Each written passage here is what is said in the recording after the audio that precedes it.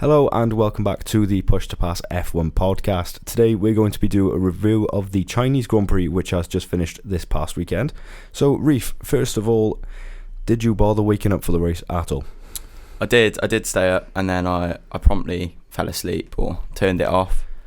Yeah, I think I got to lap 10 or maybe 12 and then it was nap time. You did say it wasn't going to be a Hood Classic. Oh no, for complete, come down from Australia. Australia was earlier and I stayed up the entire way through, and then we've had this, which was, to be fair, 10 to 7 alarm is a lie-in for the early stages of the season for F1, but yeah, it was quite a snooze fest. It says something when the best part of the race is not actually the race itself, and it's the stuff before the race and then after the race, which is never a good sign. No, well, I mean, plenty did happen after the race. Yeah, so let's start there, shall we? Why not? So obviously we had we only had one retirement from the Chinese Grand Prix, which was Fernando Alonso, who actually is still not classified in the world title standings. He's not technically 20th place. He's technically not on the championship standings because he hasn't finished a race. It's painful. I mean, I didn't expect him to have a great year. This year isn't supposed to be a great year, but it's certainly not been a good start. A crash in Australia, was he P9 or P10 in the sprint? P10 in the sprint behind Stroll, and then he had a brake failure this weekend because someone was following him and saying his brakes were on fire. Yeah, a little brake fire. God, Aston Martin. Why can't they get it right? Stroll did alright this weekend. Hey, Stroll, he's profited from the disqualifications, mind, but got on the points. Yeah, I think that's where we should go next. Is the 3 DSQs we had. Ferrari. Hey, my prediction came true. What was your prediction? I said Ferrari would be worst surprise, and that they wouldn't score points in the race. No, and it started off so hopeful as well. Yeah. I felt the amount of gratification I felt from seeing Hamilton put it on pole and win the sprint. As much as it felt like a bit of, like not hopeless hope in a way, but when he got sprint pole, I was like, oh, do you know what? If he can hold on, maybe, a P2 or P3 in the sprint, that's still a good result. But he finished nigh on 7 seconds ahead of Piastri in the sprint, and then you look at that and you go, God, he could have a good old chance now for the actual race. And then qualifying, let me just see, they qualified 5th and 6th, and then I think in the race, Charles was unlucky. He had that weird instant where he bounced off the curb, touched Hamilton, and early on. Yeah, but then somehow was still quicker than Hamilton with bits of his wing missing. So strange. Lost all his pace. I'm not sure what happened with Hamilton. Where did he finish? 8th, 7th. God, it doesn't say. I think he was originally classified 7th or 8th. Yeah, I think so, because I was coming into the race. Not the race. I was coming to qualify, and I was quietly optimistic that a P, maybe 2, 3 could be on. They could grab a surprise result. China's, as much as it's a boring track, it can offer some difference in performance, but it just didn't give us that. And then in the race, they obviously, you look at it wherever they finished. I think it was 7th or 8th. You look at that and you go, it's maybe some teething issues, but then to get a double DSQ, it's just Ferrari summed up to a T at this point. Not scored any points in any of the feature races. No. Have they got any? Where did they finish in Australia? No, they do have points, sorry. Yeah, they finished in 8. So currently Ferrari have 5 points from races, and in the sprint, I don't want to rate the app. In the sprint, 12. They got Hamilton. Yeah, 12. Yeah. Well, it's not a great start, but I still think they'll come into their own in Europe. I think Hamilton's shown pace. I don't really know what happened in the long race, and obviously it doesn't matter anyway now. How are you getting double disqualified? I cannot remember a single race in the probably 18, 17 sort of seasons I've watched F1 now where we've had 2 disqualifications from the same team. Like, fair enough, we've looked at, you had George got disqualified last year in Spa, Charles got disqualified in Kota a couple of years ago, and you look at that, you think they're sort of one-off incidents, but to have both drivers get disqualified and not even for the same thing. Oh no, I was going to say the fact that it's for different things is funny. I'll try to find the official, but Leclerc's was he was underweight. Yeah. Which was the same as Gasly, I think. I think is quite a common mistake. I think that will happen quite a lot now. Yeah, I think they said it as it was down to the fact they didn't take into account tyre wear. So they think that's where it happened. I mean, it must be hard to judge, but I think because everything's such fine margins now, I mean, it always has been, but I feel like it's to a different level now. I think a couple times a season we'll see a few disqualifications. So this is from the official F1 website. Car 16 was found to be underweight by 1 kilogram, and car 44's rearward skid wear was found to be 0.05 millimeters below the limit. I mean, it's nothing really, but rules are rules. Charles Leclerc was on a one-stop strategy today, and this meant his tyre wear was very high, causing the car to be underweight. It happens. It's like, as much as you want to say, it's Ferrari's fault, Ferrari are blowing any chance they have of any decent results this year, and as much as you want to slander Ferrari and everything like that, in this situation you sort of can't. They were 1 kilo is literally nothing. No. And it's half a millimeter. Yeah. That is worn down too much by. Neither are going to be giving advantages, but they're written in the rules, and you've got to have rules. 100%. I saw quite a interesting clip of, I think it was Max Verstappen after the race, driving back into the pit lane and driving on the grass and picking up loose grass on his tyres, and people were saying as stupid as it looks and it won't make a difference, that if you put that on a weight bridge, that actually makes a difference. So I don't think it was just, well, obviously we saw Gasly was disqualified as well, but I think the weight issue could potentially, in races where we see more of these one stops with potentially the Pirelli tyres and the cars becoming better on tyre wear, I think disqualifications could slowly become a bit more, not frequent, but a bit less of a weird thing to see. Yeah, I mean, just for from the last few seasons, there's been a trend. I mean, there's been at least 2 for the last 3 seasons now. Hulkenberg was disqualified in Brazil last year. I know that, but that was a during the race one. Leclerc was last year, wasn't it? Was it the year before? Well, Russell was last year. Russell was last year because it was going to be, because didn't that mean Hamilton go back-to-back wins? Yeah. Yeah, because he won Silverstone and then what do you call it? But yeah, the other one was Pierre Gasly. Now, I can't remember where Gasly was finishing, but I think he was scoring points. He was. I think he was 9th or 10th. Pierre Gasly.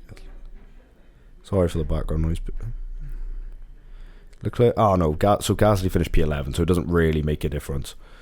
But actually, to be fair, if Gasly finishes P11 and both Ferraris get disqualified, he moves up to P8, and that's 4 points. Yeah, and in the race, actually, Behrman and Gasly had a nice little scrap for a bit. Hey, Ollie Behrman give us some much-needed entertainment. To be fair, Haas give us some much-needed entertainment. Brilliant. That's a huge talking point, is the turnaround Haas have had.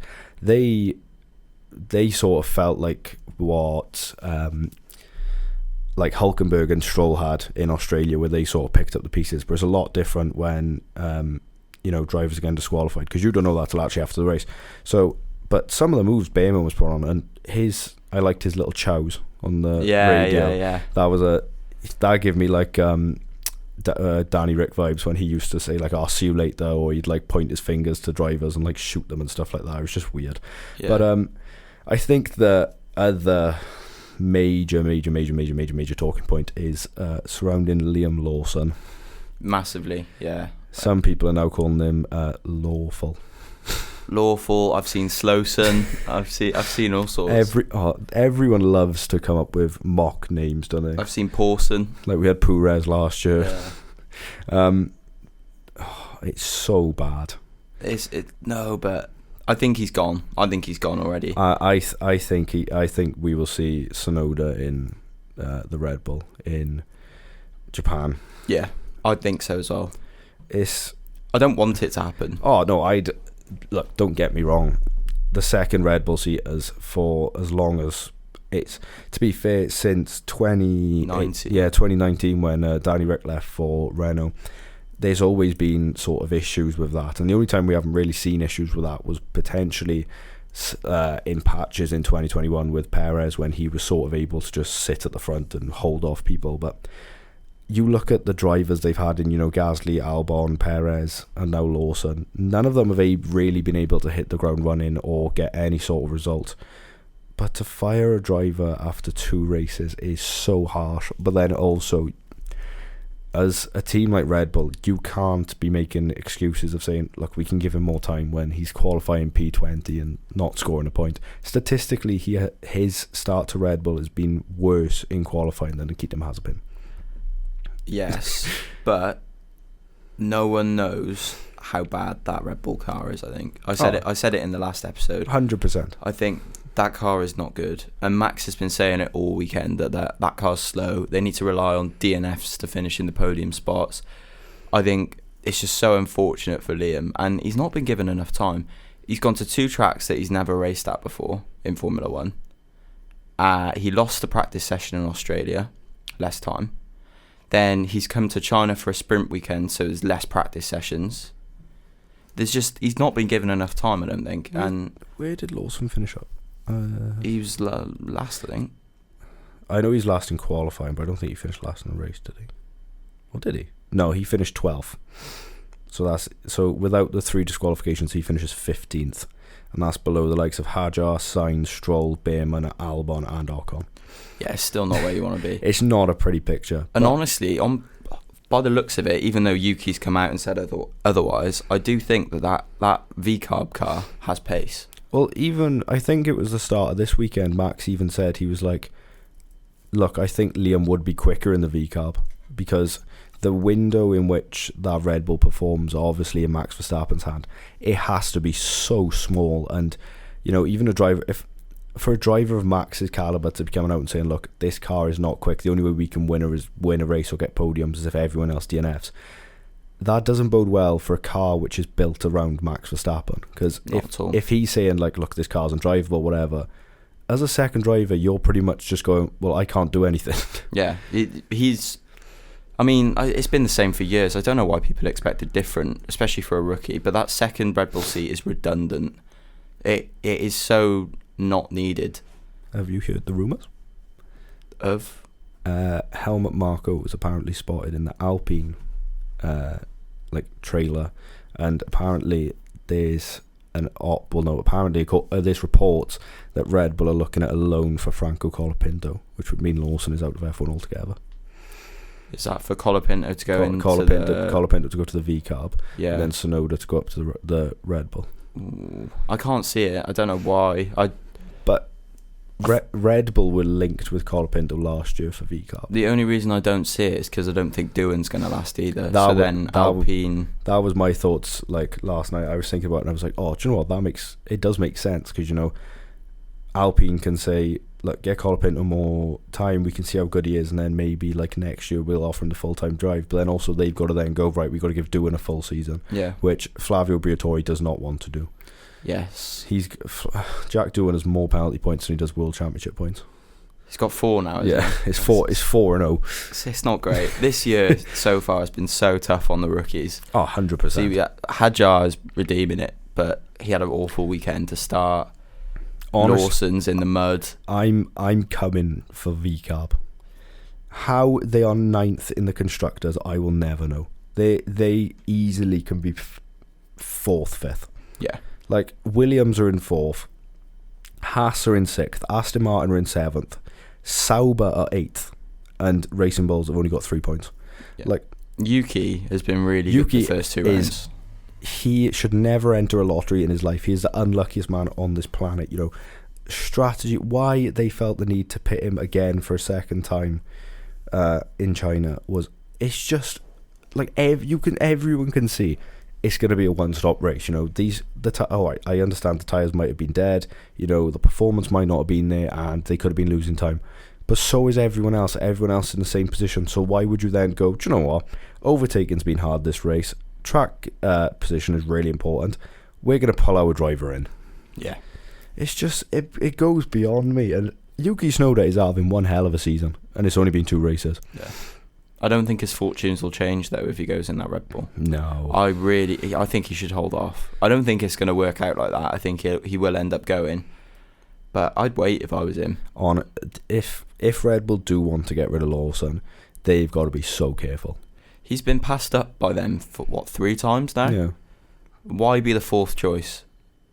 Well, he got asked, he was like, I can't remember who was asking him, I think it was either yesterday or Sunday, said like, do you think you'd be ready to be in the Red Bull? He's like, yeah, I'd be ready in Japan, the car's quick, I'm quick, let's do it. And I was like, you say that until you get into Q1 and you're, 5/10 off the drop zone and people are going, yeah, bring back Lawson. Yeah, and that's what will happen. It's so unforgiving. As stupid as it sounds, they could massively benefit from having a driver like Perez. No, we can't be saying that. No, I don't mean bringing back Perez, because Perez was, towards the end of his Red Bull career, was absolutely horrific. But all they need, realistically, in that second car is just a steady pair of hands. If they can get, the likelihood is it's going to be either Lawson stays or Tsunoda's going to come in. But if they could have even got someone before the season, like, I don't know, Valtteri Bottas, who he didn't have the best of ends to his season, but he's got a calibre and he's got experience of being in a front-running team and being that second driver who, although they're not going to, win you races, they might not even get podiums, but 4th, 5th, 6th, they're pretty much guaranteed spot on, and they can still be somewhat helpful to their teammate. That is better than qualifying last and finishing 15th each race. So, as much as I'd love to see Yuki in the Red Bull, I kind of don't want to. I don't want to, because I like him. Yeah, mate, look, when he came into the sport, people were a bit sort of on the edge with him, because he didn't really go by the F1 code. He liked to swear a lot on the radio, and he was quite prone to crashing and incidents and whatever, and people were like, is he inexperienced enough? Is he being too harsh on his engineers? Blah blah blah. But I think he's really matured these last couple of years. Like, and I think we saw that last season. I think we're really seeing it now. He can lead a team now. But I think, if he goes into that second Red Bull, it's a baptism of fire. He either has to drive like his life depends on it, or he's just going to end up in the same situation as Lawson. Yeah, I think so as well. But we'll bring it back round to China. I think we should bring back a segment that we did last week, and that's rating the top 10. Yeah. So, what was the actual top 10 finishers? Because it seems someone could probably get disqualified now. Past. China view results. So, the finishing order from P1 to P10 was P1 Piastri, then Norris, Russell, Verstappen, Ocon, Antonelli, Albon, Behrman, Stroll, and Carlos Sainz in P10. What a weird top 10. I mean, it was always going to be weird after the disqualifications, but I'm just loving it this year because it's so unpredictable, all of it. It's giving me like F1 game vibes. It's so good. Where you advance 5 years. Oh yeah, and you've got random Williams are up the front. Williams is 4th in the constructors, and they deserve it as well. They really do. So do you, obviously, because we've had sprint, do you want to rank them as a weekend on the whole? Yes, I think that's fair. Because some people, I think if we rank them just on the race, they're probably going to get a lot higher than they deserve. So Carlos Sainz, P10. Sprint qualified 13th. Sprint finished. Where are you two? Sprint finished 17th. Qualified in 15th, and then finished 10th in the race. It's not been a good weekend. I'm going to go with it. It's D. Yeah. It's not a good weekend at all. No. Without DSQs, he's finishing 13th. He's finishing 13th. He crashed in the race. He was crashed in Australia. Oh, Carlos. It's not good. I mean, it's great for Albon. Albon's in dreamland right now. It's making Albon look like Ayrton Senna at this point. It is. He is And do you know what? Have you listened to his team radio? They were like, I think they asked him, how are you managing your tyres? And he was like, yeah, I'm better than everyone else. I'm good. Just leave me alone. Yeah, it's that confidence though, isn't it? He's driving with like a man who's just got every like sort of belief behind him. Right, before we move on with any sort of driver ratings, driver of the day. Why was it given to Kimi Antonelli? He's just won over fans, isn't he? He's gone from P8 to P6 because of disqualification. Like even Total Look at Kimi Antonelli's radio, he was like, "Oh, me," and Total Wolf was like, "Yeah, I think it's to do with your looks." Yeah, he's clearly got. I mean, can you imagine next year with Drive to Survive? Oh God, he's gonna get even more fans. He's a likable guy. I mean, you're on the Kimi Antonelli. Oh yeah, train. definitely. Like, don't get me wrong. If my thing with F1 is, if you have that sort of attention from fans, and you're seen as sort of like a, I don't want to call him a pretty boy driver, but like how people see like Norris and that. If you can back it up with performance, go ahead. Be as like cocky as you want. He's going to be like the new Ricardo, where they're like, he's so cute. Ooh. Oh yeah, and everyone's going to be like, oh look at him. He's like, I feel so sad for it. Like he'll crash at one race, and people will be like, oh, he's got tears in his eyes. He's sad. Yeah, it's like, oh, grow up. It is going to be like that. That's the one thing about F1 fans that does crap me up is they suddenly know everyone, don't they? P9, Lance Stroll. I mean, you can't knock it. P10 in qualifying, P9 in the sprint. In the actual qualifying, he qualified P14, but then Fernando also qualified P13, and P9 in the race. It's a good weekend. It's a good weekend for him. It's balancing on an A for me. Really? I'm not sure if I put it as an A, but it's a B. It's a stonewall B. I think if he'd got maybe a place or two higher in the sprint, then I think it could be an A. But I think a B is nailed on. But what a job he is doing so far this season. Well, he's just staying out of trouble, which isn't Lance-like. No. Because in years gone by, you look at this, and especially after Australia, you'd look at Australia and you'd go, right, we've had 6 or 7 retirements, and the first name you'd probably pick out is Stroll's crashed.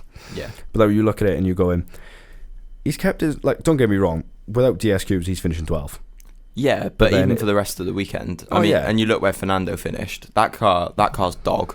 Oh, that Aston Martin is horrific. Points aren't guaranteed any weekend, so if they're getting points, I think that's a good drive. Points aren't guaranteed every weekend, and Stroll scored back-to-back points. Makes you think. Is Fernando Alonso washed? Could he be the problem all along, and could Lance Stroll be the greatest driver of all time? P8, Ollie Bateman. First... That's not his first... Is it his first points? No, he scored P7. His first points for Haas. What a drive. Brilliant weekend as well. 17th to 8th. What a turnaround by Haas as well. Yeah. They... I think they... not slowly. I think this weekend they saw a bit more of how they actually understand their car. Like, don't get me wrong, their car is still absolutely horrific. Like, it's nowhere near guaranteed points every week.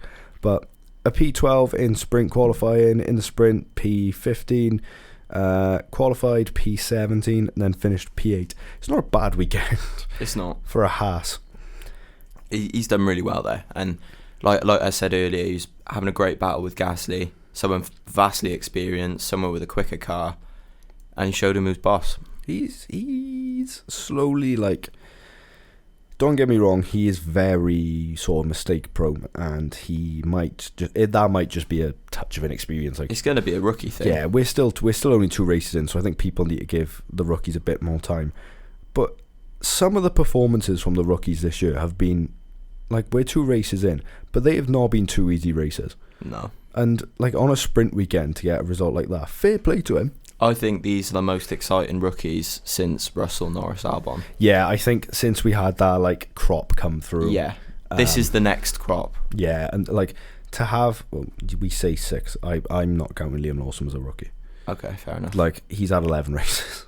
13 now. Yeah, before he came in it was 11. And, like, to have 5 rookies who, don't get me wrong, the least exciting is probably Jack Doohan, but to have rookies come in who get people talking for good reasons and not like, oh, are they good enough? Are they going to get replaced mid-season? Are they going to crash this weekend? And to actually be talking about rookies going, do you know what? They could get like points quite consistently each weekend. It's just actually nice to see. And I can see 3 of the, is it 5 or 6? 6 rookies. 3 of the 6 I can see keeping a permanent spot in Formula 1 for a few years. Oh, 100%. Behrman, Bortoletto and Antonelli, I think are pretty much stonewalled. They're going to be here for at least 3 years. I wouldn't even say Hadjar's that far off. He's been impressive. I think he's definitely one people will need to give time for. The only reason I'm not saying that is just because it's Red Bull. Oh yeah, they're already looking at Lindblad in F2. If Lindblad has a good year, he'll go straight into the V-carb. Someone, who is it? I think it was Tommy from the P1 podcast who even said, I don't think nothing's stopping them putting Lindblad in the V-carb now. I hope they don't. I hope they don't, but people are... Because they did that with Max and Carlos, didn't they? They jumped straight from F3 to Toro Rosso. Yeah. And, but different, you don't know how good this Lindblad is. From what I saw of him at... and what I've seen from him online, and I was at Silverstone last season, and people were saying like he has the potential to go like right to the top. I can't remember. He's like Hungarian or something, I think. He's is it Norwegian or is it Swedish? Arvid Lindblad. He's British Swedish. Yeah, I knew he races under the British flag. Former Tuva camp boss, raised in Virginia Water in Sweden. He's been around the block. Oh no, he was right. So he was born in Surrey. Yeah. So he races. I knew he raced dual for nationality. UK. But I knew, obviously, with his name, you can tell that he's got some sort of Scandinavian origin. 100%. But no, being a rookie in F1's never easy. But this year's crop, they seem to be, boding quite well. Yeah. Who was the most recent rookie we've had apart from them? Sargent. Yeah. Oh God. Something like that. The less we talk about. To be fair, since probably that crop of Norris, Russell Albon, we haven't had many good rookies, have we? No, Piastri. That's about it. Yeah, like Schumacher was underwhelming. Mazepin was Mazepin. Latifi was awful. Yeah. And Sargent was Sargent. It's pretty much just Tsunoda and Piastri. Yeah, jeez, I forgot Tsunoda. Well, Tsunoda was 2021 he came 2021 he came in. Yeah, because he was the same year as Schumacher. He was that 2020 F2 season I watched extensively, and he was my favourite. He was my favourite there. Yeah, so when he got the drive, I was buzzing. It was him, Schumacher, and Callum Ilott, wasn't it? Yes. That's the name I even knew for a while. He's in IndyCar now. Yeah, and so's Robert Schwartzman, who's also knocking around. He seemed to just be in a reserve drive with Ferrari for like the rest of his life. Which now? Ilott or Schwartzman? Robert Schwartzman. He was just like, I think what didn't help him, which was obviously quite controversial, is the fact he was Russian. Yes. Is like, don't get like wrong place, wrong time. Yeah. P7, Alexander Albon. Brilliant. So he went P9 in the sprint qualifying. In the actual sprint, he finished 11th. In qualifying, he qualified 10th, and then P7. It's great. It's so good. He's already beat his points total from last year. He is really... Oh, we didn't give Behrman a rating. Oh, Behrman A. Albon, I'm going to go with AA. Yeah, me too. He's doing exactly... He's giving me George Russell Williams vibes. More. That car's got a lot more potential. With what he can do with it as well. Like, fair play to him. I just love it. He's showing pedigree. I mean, he's stomping over Carlos at the moment. Granted, new car for Carlos. But I included, I think a lot of people thought that Carlos was just going to immediately be faster than him. Oh, people thought Carlos was just going to like drag Albon through the mud. I thought it'd be close to begin with, but I thought through the season, which it still might happen, but through the season, he'd become much quicker. And I don't know if that's going to be the case now, because he's showing real pedigree. What a lot of people forget is Albon drove for Red Bull. Don't get me wrong, he wasn't great, but he weren't bad. No, he's not a bad driver at all. No, 100%. And like, I remember when he first came back, people were a bit like, oh, because he did the year in DTM with Lawson, didn't he? He did, and Lawson was much better than him. Yeah, interestingly. And then people were like, "Oh, is he really?" Like myself included, I was like, "Is that really the correct move? Bringing him back?" But he's properly put his foot in the door this year, as if to being like, "Look, you've brought in this big name driver, but realistically, I'm the one who's been here all this time, and I'm showing you why I've been here all this time." I just don't know where he goes from Williams, because I don't know how much faster they can get. Do you get what I mean? Yeah, it's sort of. Does he? What he can't do is sort of sit on the fence and constantly be like, "Oh, but this year, like, especially coming into next year, he can't constantly just be sat there going, this Williams could make it. It could get this. It could do that." He needs like guarantee. He needs the likes of a Mercedes. Yeah. If he wants to proper, like cement himself as one of the best. But for the time being, I think that Williams gig is perfect for him, because don't get me wrong, there's pressure on him. There is obviously always going to be pressure on him.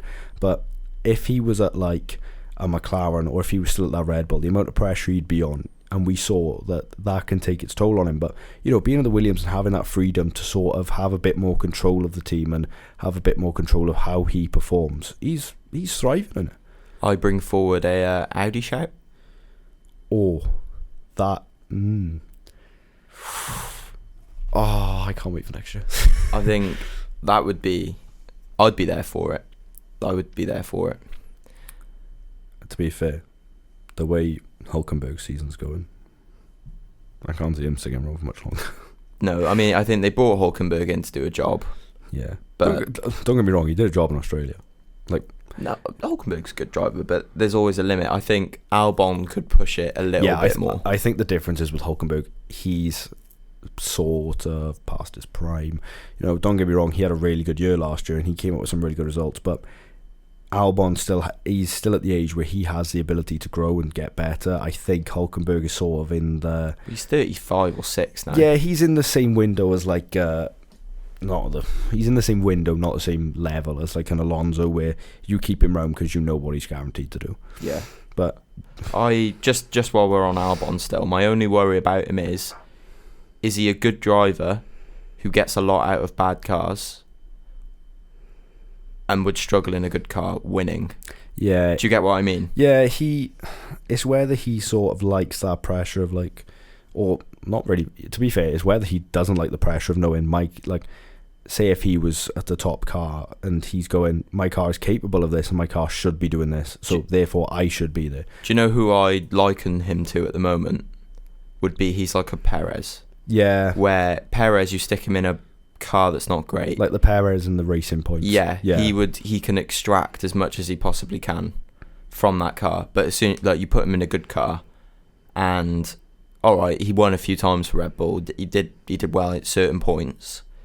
But he was never a championship contender. I don't know if I can see Albon being a championship contender.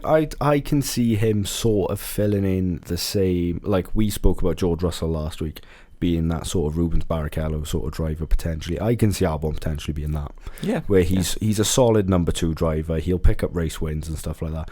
But what could make him more advertising or potentially intriguing as a driver was, I think there was rumours last week of a Thai Grand Prix.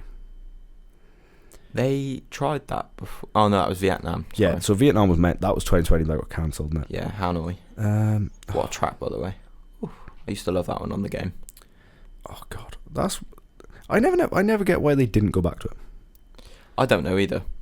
So yeah, ESPN, Thailand's Prime Minister, I'm not going to try, Payton Gatan Shinwatara met with F1 Formula 1 chief Stefano Domenicali on Tuesday and said the government would commission a feasibility study into hosting a Grand Prix on a Bangkok street circuit from 2028. And obviously with Albon being Thai, yeah, if they get that, then Albon's future's secured for years. 100%. Even if he was like driving around the back of the grid and literally just used like a show for the Chinese Grand Prix, where they're just like, that's a market we can tap into, we need him. Yeah, he'd still be knocking around. But so he did great. A for Albon. Yeah. 6th, Kimi Antonelli. P7 in sprint qualifying. In the sprint, finished 7th. Qualified 8th, finished 6th. I think on face value of results, you put it as a B. But as a rookie and you bring in all that context, I still think it's an A. but I'll put it as a B. I'm going to put it as a B purely for the fact he finished behind the Haas. Fair enough, yeah.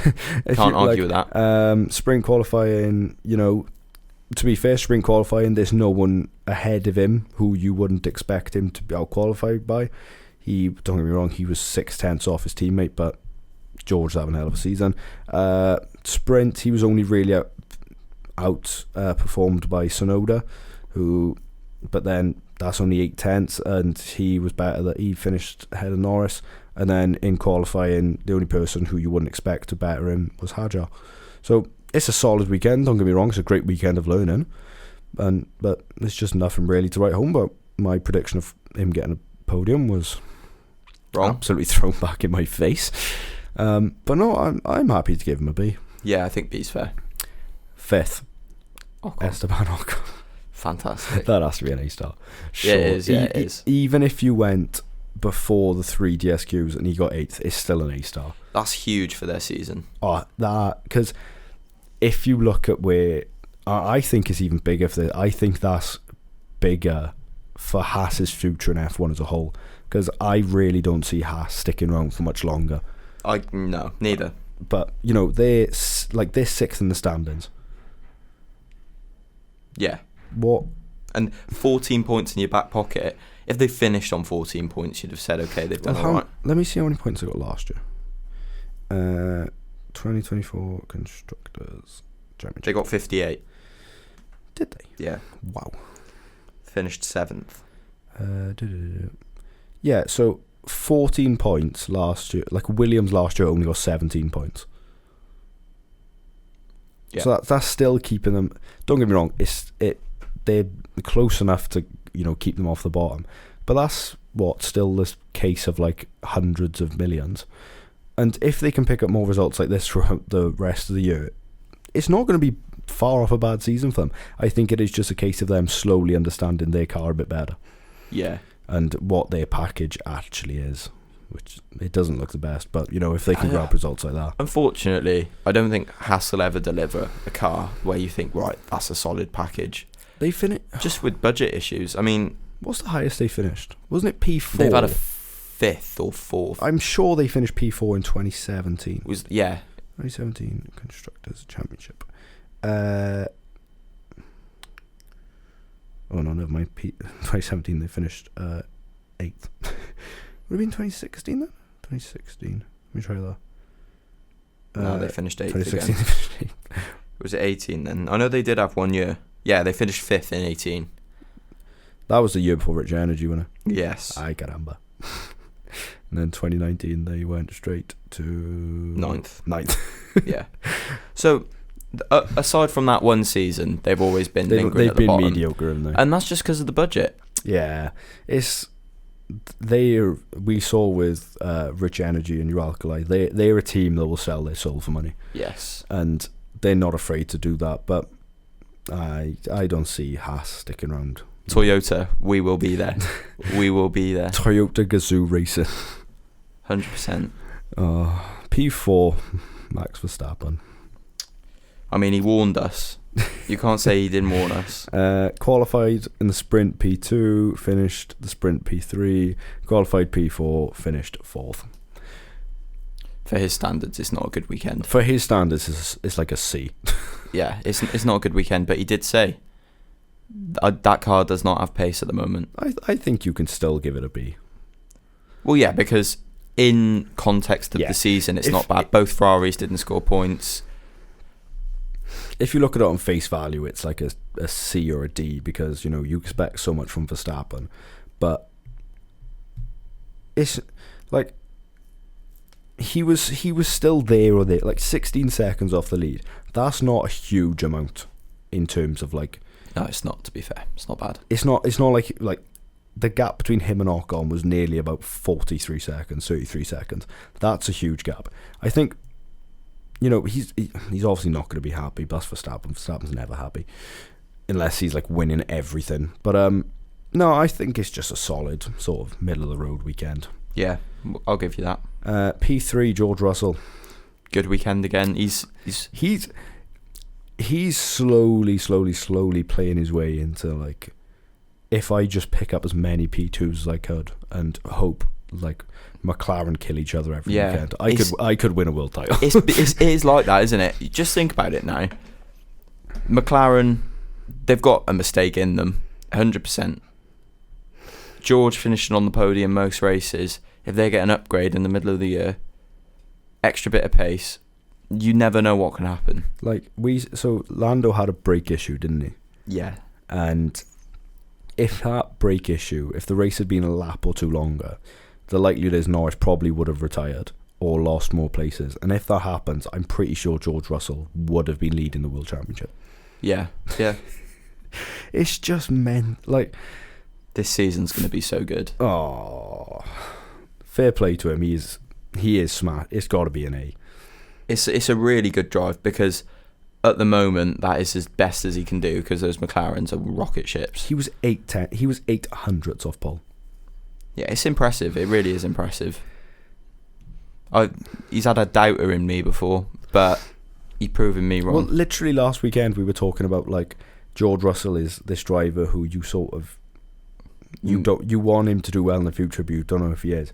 But the way he's going this season, he's showing he can properly lead a team now. It's just ebbs and flows with him, isn't it? Because he'll do this, but then there'll be like a weekend in 6 weeks' time where he'll spin out under the safety car. It's like something like that, and then you're like, well, we're back at square one again, aren't we? He's quite hit and miss, isn't he? He is very hit and miss. That's his issue.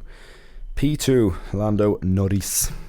Not the best of weekends, I'd say. It's P6 in the sprint qualifying, P8 in the sprint, P3 in normal qualifying, P2 in the race. It's not a bad weekend because he's still got a P2, 1-2 for McLaren. It's great. But we were saying last week how he looks like a different driver. He's definitely a championship contender. He's made that step. So, in my opinion, we have to critique him differently now. Oh yeah, you have to give him. The problem with Norris has gone so much through his career where he's got away with a lot. Yeah, he's been given such a not an easy ride by the media, but we have obviously the bottling stuff, and that's just F1 social media being F1 social media. But you look at some of the mistakes he's made and some of the performance he's put in. If Hamilton did that, if Verstappen did that, if those sort of caliber of drivers did that, they'd be crucified. Well, if we're being honest, a P8 in a sprint race when you've got the quickest car by a mile is shit. Oh, it's awful. That is not a good result, especially when you've just won the previous weekend. A P8's not very good. See? It's harsh, but yeah. I don't think you can give him a D. No, it's not a D. It's not a D. I don't think you can give him any more than a. I'll put it's like a C+. Yeah, it's like a C.5. Yeah. P1, Oscar Piastri. You called it, to be fair. I'll give you that. I am in the driving seat. Sprint qualifying P3, he was less than I think he was literally a 10th off pole. Sprint finished P2, qualified on pole, and converted it to a race win. You called it, and I think it was exactly how you said it would be. Oh yeah. Bit of chip on his shoulder that his home race didn't go as to plan. He's definitely got pace. He's going to have pace at every weekend this year, I think. It's just about if McLaren and himself can deliver, and this week they delivered. What's even more scary for me is this still doesn't look like a finished project. It's not. This is not the best Oscar Piastri you can get. No, there's plenty of room to grow. I think he's going to be a demon. I think this year his qualifying looks so much better, which is, I think that hurt him a bit last year. Yeah. His tyre management looks a lot better this year. His just overall race management looks great. He's sort of extending what we saw last year in, we saw a lot of Oscar in purple patches last season where he'd do great for maybe 2 or 3 races, but then he'd have a really poor weekend. But this year, we've seen 2 really solid drives from him. Don't get me wrong, he made a huge mistake in Melbourne and that cost him, but he was only 6 seconds, but he nearly came away from pretty much a perfect weekend with a sprint win, a qualifying pole, and then a race win. It's just such a good weekend from him. It is. he's definitely world title material. And it's it's easy to forget that this is his start of his third year in F1. And he's got 3 Grand Prix wins. He's going to be scary in the future. But that is all we have time for today on the Push to Pass F1 podcast. We hope you enjoyed our Chinese Grand Prix review. There will be no preview this weekend because we aren't racing this weekend, are we? No, it's no the race. week after we are flying to Japan. So keep updated. Maybe we will see a new Red Bull driver. But we will have a little special coming to you this week. So keep an eye out for that for the end of the week. I am Max. And I'm Reef. And this has been the Push to Pass F1 podcast.